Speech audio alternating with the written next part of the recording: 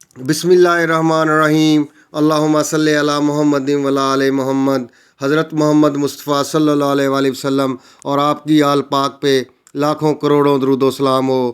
آج جی میں محسن علی آپ کو حضرت لال شہباز قلندر رحمۃ اللہ علیہ کے متعلق بتاؤں گا۔ اگر میری آج کی ویڈیو آپ کو پسند آتی ہے تو میرا چینل سبسکرائب کریں اور ساتھ ہی بیل آئیکن پریس کریں تاکہ میری آنے والی ویڈیو بآسانی آپ تک پہنچ سکے۔ چلتے ہیں جی اور آپ کو بتاتے ہیں۔ حضرت لال شہباز قلندر، جن کا نام سید عثمان مروندی تھا، سندھ میں مدفون ایک مشہور صوفی بزرگ ہیں۔ ان کا مزار سندھ کے علاقے سیون شریف میں ہے۔ وہ ایک مشہور صوفی بزرگ، شاعر، فلسفی اور قلندر تھے۔ لال شہباز قلندر کی ولادت 538 ہجری بمطابق 1143 عیسوی مروند یا میوند موجودہ آذربائیجان یا افغانستان میں ہوئی۔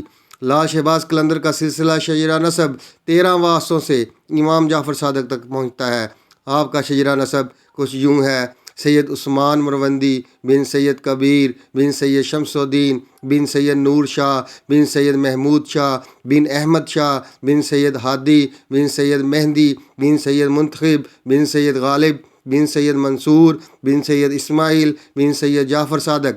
لال شہباز کا وطن مروند تھا۔ مروند کا شہر تبریز سے کچھ فاصلے پر ہے۔ اس شہر کو میوند بھی کہا جاتا ہے۔ یہ شہر بہت قدیم ہے۔ یہ شہر اس وقت آذربائیجان کا دارالخلافہ تھا۔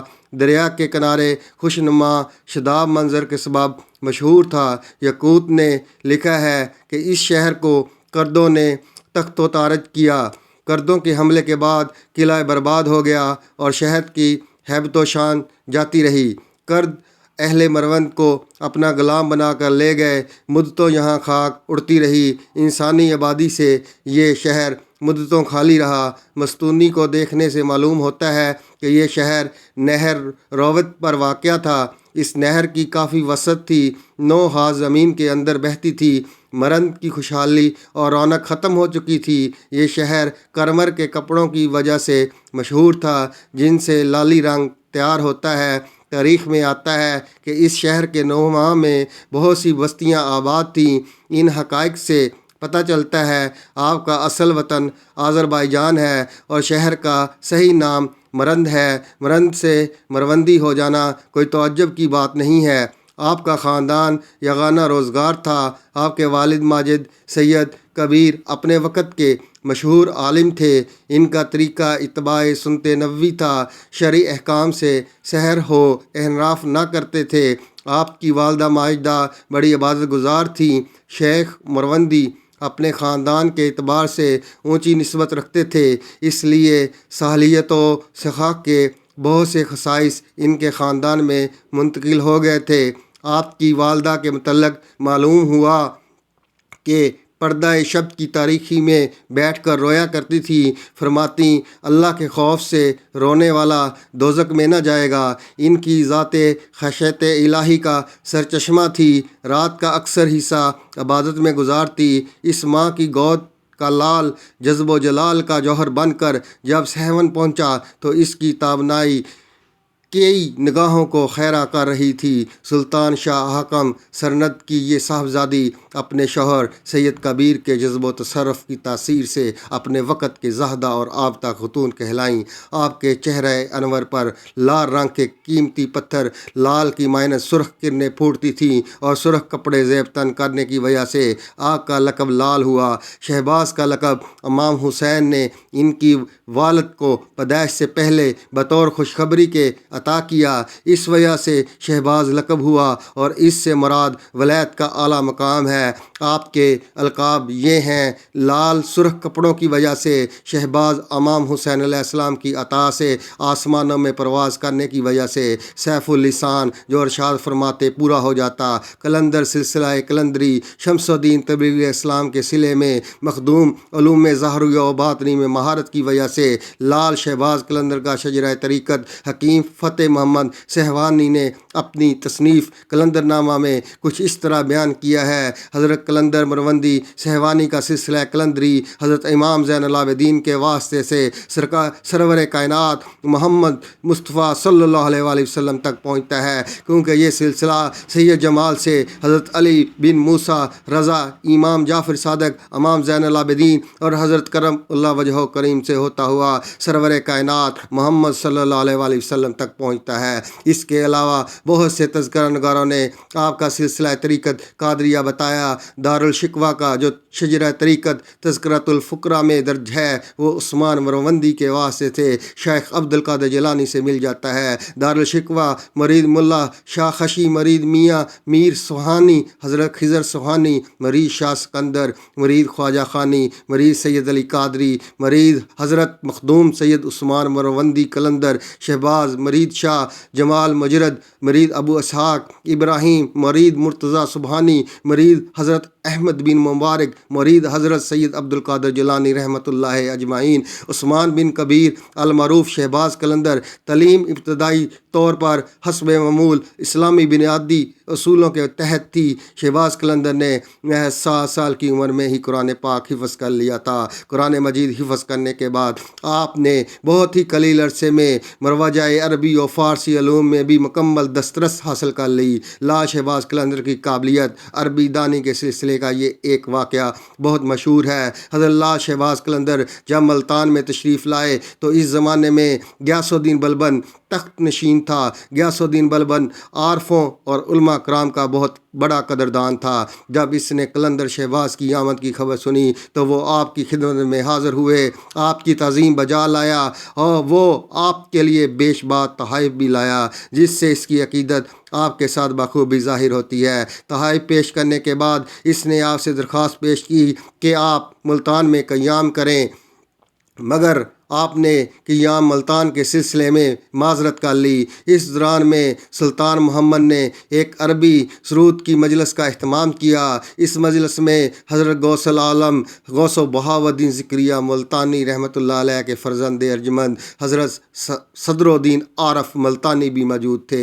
یہ دونوں بزرگان یعنی لا شہباز کلندر اور عارف ملتانی عالم وجد میں رقص کرنے لگے۔ خود سلطان محمد کا بھی یہی عالم تھا۔ بچپن میں ابتدائی منزلیں باپ کے سائے میں گزاریں۔ آپ کے والد مشائخ تبریز میں بڑا درجہ رکھتے تھے۔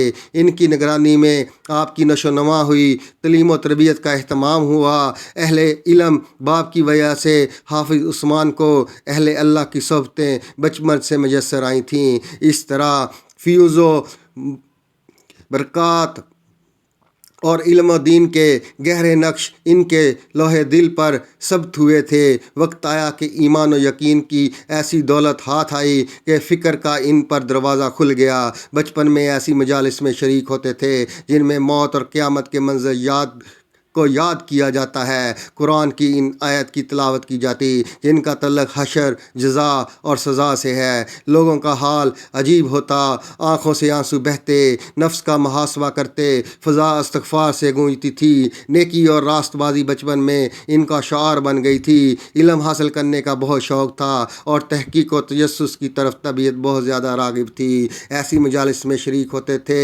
جن میں موت کے منظر کو یاد کیا جاتا ہے، قرآن کی ان آیت کی تلاوت کی جاتی جن کا تعلق حشر، جزا، سزا سے ہے۔ لوگوں کا حال عجیب ہوتا، آنکھوں سے آنسو بہتے، نفس کا محاسبہ کرتے، فضا سے استغفار کی گونج گونجتی تھی۔ نیکی اور راست بازی بچپن ہی نشار بن گئی تھی۔ علم حاصل کرنے کا بہت شوق تھا، تحقیق تو طرف طبیعت بہت زیادہ راغب تھی۔ آپ مروند موجودہ افغانستان کے درویش سید ابراہیم کبیر الدین کے بیٹے تھے۔ ان کے اجداد نے عراق سے مشہد المقدس ایران ہجرت کی، جہاں کی تعلیم مشہور تھی۔ بعد ازاں مروند کو ہجرت کی۔ آپ کو اس دور میں غزنوی اور غوری سلطنتوں کا مشاہدہ کرنے کا موقع ملا اور آپ نے اسلامی دنیا کے لاتعداد سفر کیے، جس کی وجہ سے آپ نے فارسی، عربی، ترکی، سندھی اور سنسکرت میں مہارت حاصل کر لی۔ آپ روحانیت کے اعلیٰ درجے پر فائز تھے اور مسلمانوں کے علاوہ ہنود میں بھی بڑی عزت تھی۔ آپ سرخ لباس پہنتے تھے جس کی وجہ سے انہیں لال کہا جاتا ہے۔ اس کے علاوہ انہیں جھولے لال بھی کہا جاتا تھا۔ حج بیت اللہ کے لیے آپ کی بےتابیوں کا منظر بہت عجیب تھا۔ سارے قرض ادا کر دیے، امانتیں واپس کیے اور اتنا مال ساتھ لیا جس سے زاد راہ اور سواری خریدی جا سکے۔ اللہ تعالیٰ کی قدرت کی نشانیوں کے مشاہدے کے لیے دل مضطرب تھا اور عرفہ کا وہ دن یاد کرتے اور آنکھیں آنسوؤں سے تر ہو جائیں جب اللہ تعالیٰ آسمان دنیا پر نزول و جلال فرماتے ہیں۔ اہل عرفات سے فرشتوں پر فخر کرتے ہیں، دیکھو میرے بندوں کو دور دراز راستوں پر گندہ بال غبار آلود شور مچاتے ہوئے میرے پاس آئے ہیں، تم کو گواہ بناتا ہوں کہ میں ان کی مغفرت کر چکا۔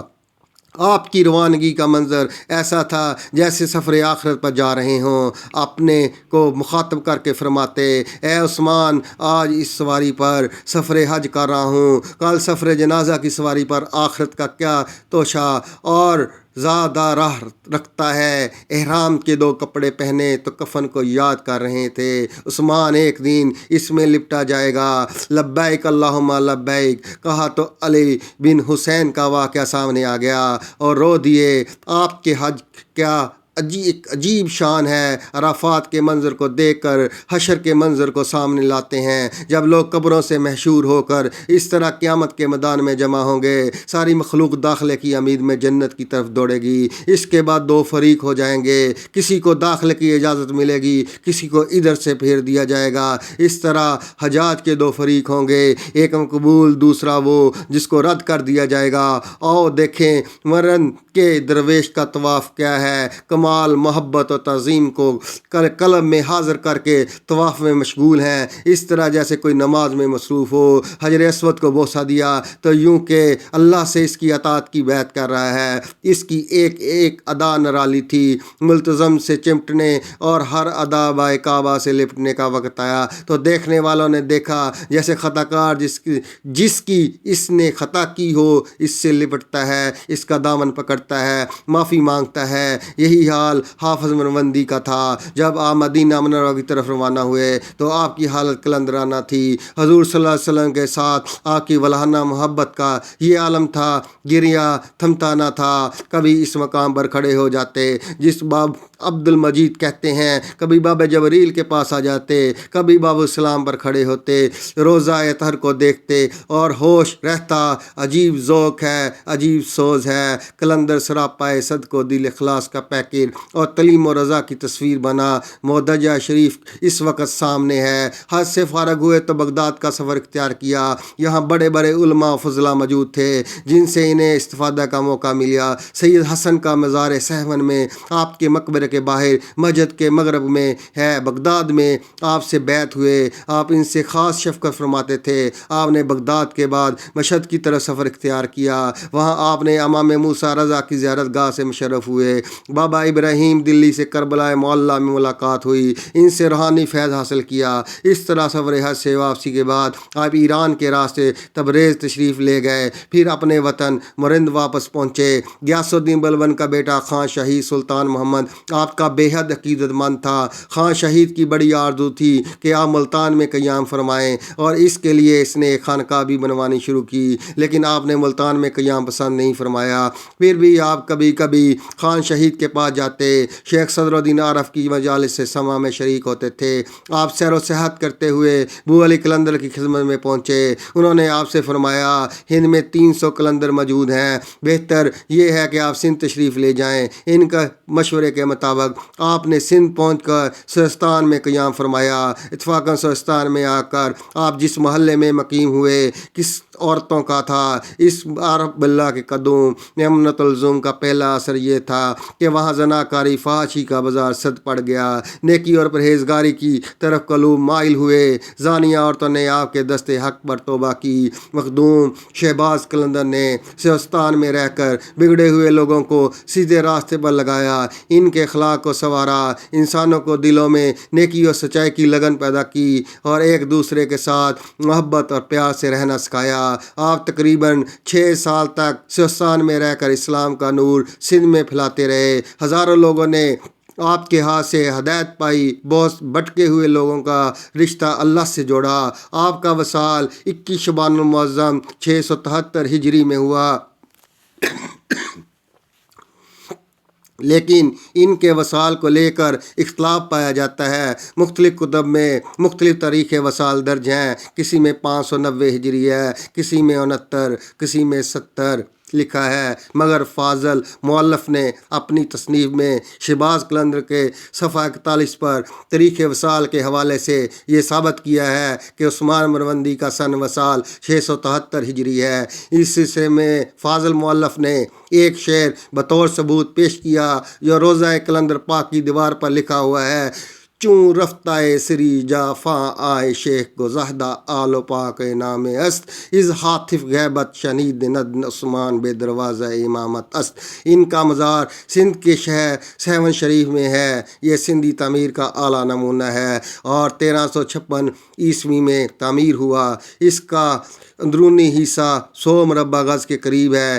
ان کا سالانہ عرس اسلامی تقویم کے مطابق 18 شعبان المعظم کو ہوتا ہے۔ فیروز شاہ کی حکومت کے زمانے میں ملک رکن الدین عارف اختیار الدین والی سستان نے آپ کا روضہ تعمیر کروایا۔ اس کے بعد 993 ہجری میں ترخانی خاندان کے آخری بادشاہ مرزا جانی بیگ ترخان نے آپ کے روضے کی توسیع و ترمیم کرائی۔ اس کے بعد 1009 ہجری میں مرزا جانی بیگ ترخان کے بیٹے مرزا غازی بیگ ترخان نے اپنی صوبہ داری کے زمانے میں اس میں دوبارہ ترمیم کروائی۔ دعاؤں کا تالے محسن علی شاہ۔ اللہم صلی علی محمد وعلی آل محمد۔